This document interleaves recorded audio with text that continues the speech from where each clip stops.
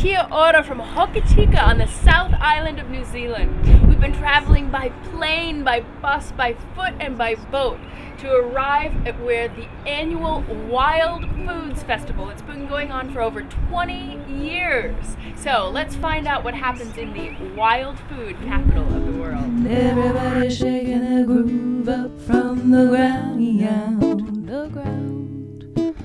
Oh, shaking up from the ground.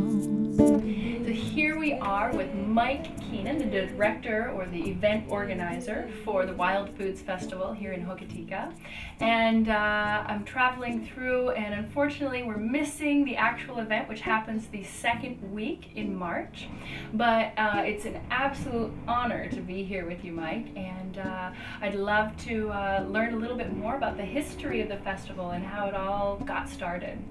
The festival started in 1990 and it was the brainchild of Claire Bryant. She came up with the idea of having wild foods, which is very plentiful on the west coast, and the food that's at the festival, it's anything that moves or flies. It's at the festival, and one of the most popular stores at the festival is basically the west coast whitebait. It's a little delicacy, it's a little fish, and it costs $50 a kilo. Wow. So it's very expensive, and they cook it up in fritters or patties, and they sell it for $5 per patty on a piece of bread.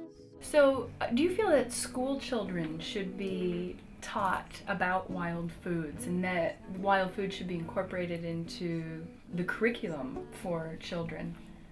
Yes, I do. We've been very fortunate that our local Hokitika Primary School, one of the classrooms actually come to the Wild Foods Festival and actually made a book on the wild foods from the start of the festival being put up right through to tasting food, and it was a first for New Zealand.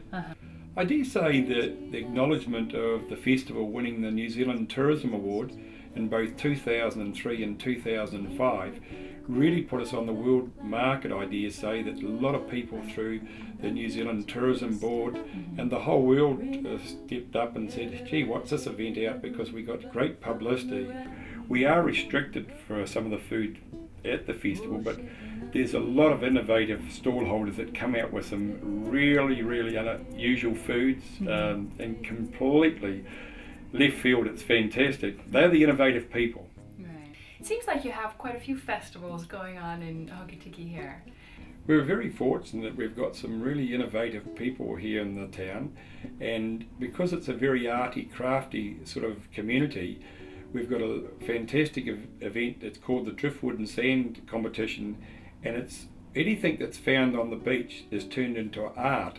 And a lot of people, from even overseas people, actually come along and they make things off the beach and turn it into art. All right, Mike. Wonderful to meet you. All the best for the future Wild Food Festivals. I'll be thinking of you in March. And yeah, an honor to meet you. I think it's time for us to head outside and go check out a few wild foods.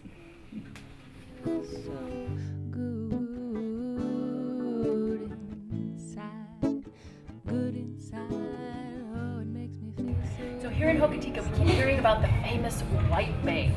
$50 for 1 kilo, so I had to give it a try. Here I've got an omelet.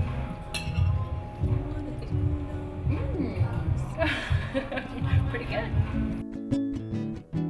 The beauty that surrounds, it brings us to the ground. We ain't gonna be crowned by the clown. I'm found or earthbound. I'm here to astound, renowned. Everybody shaking their groove up from the ground, the ground. Oh, shaking up from the ground. Yeah, yeah, yeah, yeah.